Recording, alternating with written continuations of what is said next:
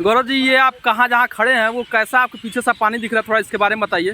ये जो है बांस गांव का तालमियार क्षेत्र है और यह आमी नदी है। आमी नदी के जस्ट बगल में यहाँ देखा जाए तो बांस गांव नगर पंचायत जो तालमियार क्षेत्र के नाम से जाना जाता है, मौजा तालमियार क्षेत्र का मौजा है। और ये जो जल तालाब दिखाई दे रहा है आपको, तालमियार है, गोड़ाड़ी है, कई मौजा ऐसा है कि चारों तरफ से जल भराव से गिरा हुआ है। और इस जल भराव को मैं आपको बताना चाहता हूँ कि जो जल भराव हो रहा है लगभग 2 महीने तक ऐसे ही आपको दृश्य देखने को मिलेगा। कई लोग आ रहे हैं और बाढ़ का मजा भी ले रहे हैं, बाढ़ देख ही रहे हैं। अगल बगल कुछ गांव हैं जैसे सरसों पार, डाणी, भुसवल, वहाँ जो है पूरी तरीके से गांव में पानी चला गया है। वहाँ का जनजीवन जो है पूरा अस्त व्यस्त हो गया है। लेकिन ये जो जल भराव है, ये बांस गांव जो नगर पंचायत है, यहाँ किसानों के लिए वरदान साबित होता है। कारण उसका ये है कि 2 महीने के जल भराव रहेगा तो जो मिट्टी की उर्वरक शक्ति होती है वो बढ़ जाती है। और बढ़ने की वजह से मैं आपको बताना चाहता हूँ कि उत्तर प्रदेश जो है पहला स्थान है गेहूं की फसल उगाने में।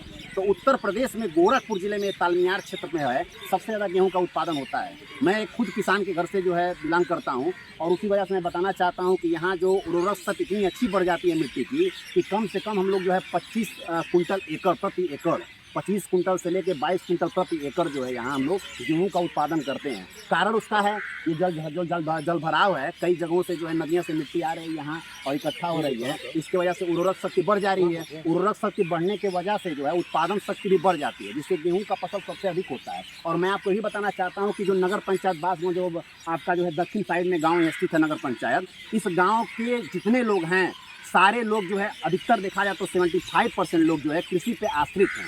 और यही कारण है कि यहाँ सबसे अधिक गेहूं का उत्पादन होता है। अधिकतर देखा जाए तो बांस गांव बाहुबली क्षेत्र माना जाता है कि यहाँ जो है बाबू साहब की जो संख्या है, जो सिंह जाति सिरनेट जाति से बिलोंग करते हैं, उनकी संख्या सबसे ज़्यादा है। और सबसे ज़्यादा देखा जाए तो तालमियार क्षेत्र में और गोड़ाड़ी मौजा में जो कि है अगल बगल में दिखाई दे रहा है आपको दृश्य, उन लोगों का खेत सबसे अधिक खेत है और इसी वजह से सारे लोग इसी पे आश्रित हैं। मैं आपको बताना चाहता हूँ कि जो पूरा ताल दिखाई दे रहा है, एक बार ऐसे ही जितना जल भराव दिखाई दे रहा है इस समय आपको, इस समय ऐसे ही एक बार मई जून के महीने में पूरा गेहूं का फसल पक कर तैयार हो गया था। और पक कर तैयार हो जाने के बाद लगभग 4 साल बीत रहा है, 4 साल बीत गया है। 4 साल पहले की बात है।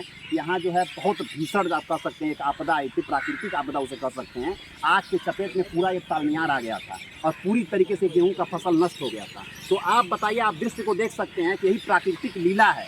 कितनी अच्छी प्राकृतिक लीला है कि इस समय आपको पूरा जल भराव दिखाई दे रहा है। कुछ समय बाद जब आएंगे आप दिसंबर के महीने में, नवंबर दिसंबर में गेहूं की फसल की बुआई होती है और जनवरी फरवरी रास्ते इस रास्ते गुजरेंगे तो चारों तरफ आपको हरियाली दिखाई देगा। और जैसे ही हम मई जून में आएंगे तो फसल पक कर तैयार हो जाता है। वास्तव में देखा जाए तो बांस गांव नगर पंचायत है वो तालमियार जो आमी नदी है, आमी नदी के जस्ट बगल में एक गाँव स्थित है। और वास्तव में इसका जो भौगोलिक क्षेत्र है बहुत ही अच्छा भौगोलिक क्षेत्र है। ऐसा दृश्य जैसे मान लीजिए बहुत लोग जाते हैं यहाँ से घूमने, कोई जाता है बम्बई जाता है, जूही चौपाटी घूमने जाता है, बगल में आपका नौका विहार वहाँ घूमने जाता है। लेकिन हमारे समझ से जो हमारा जो बांस गांव का भौगोलिक क्षेत्र है, ऐसा भौगोलिक क्षेत्र हमको लग रहा है किसी भी गांव में स्थित नहीं है। ये बहुत ही अच्छा भौगोलिक क्षेत्र है। यहाँ आप आसानी से घूम सकते हैं, आसानी से एंजॉय कर सकते हैं। यहाँ प्राकृतिक बात देखिए, बगल में दिखाइए चिड़ियों का जो चढ़ाहट है, कितना अच्छा यहाँ प्राकृतिक चीज़ दिखने को मिल रहा है। ये हर जगह दृश्य देखने को नहीं मिलेगा।